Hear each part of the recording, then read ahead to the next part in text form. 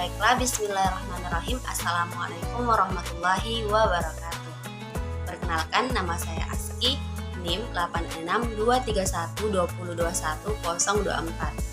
Nah, di sini saya akan membahas terkait dengan konsep-konsep dasar kebijakan pendidikan. Di sini ada 4 poin. Yang pertama yaitu pengertian dan hakikat kebijakan pendidikan.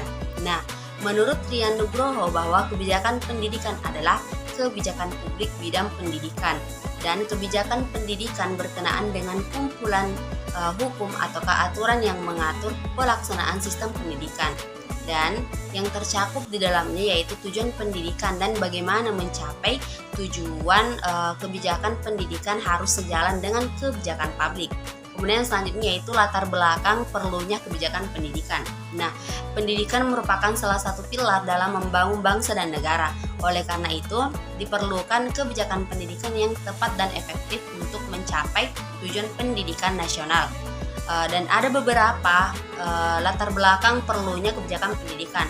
Nah, yang pertama ada arah dan tujuan pendidikan yang jelas, yang kedua pemerataan kesempatan pendidikan, yang ketiga meningkatkan mutu pendidikan, dan masih banyak lagi. Selanjutnya ada proses kebijakan pendidikan.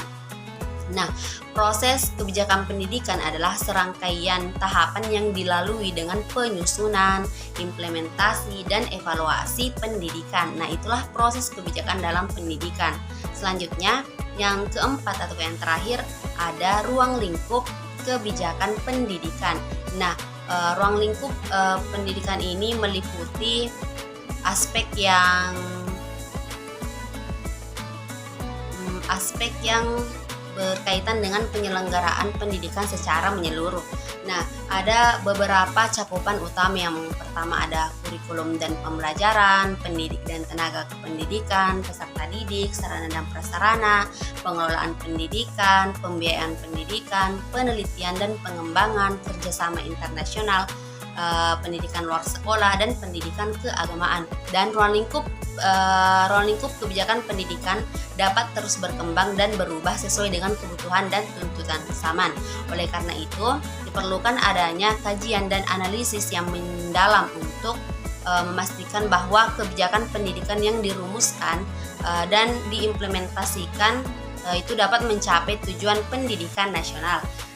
Baiklah, mungkin itu saja dari saya. Kurang dan lebihnya mohon dimaafkan.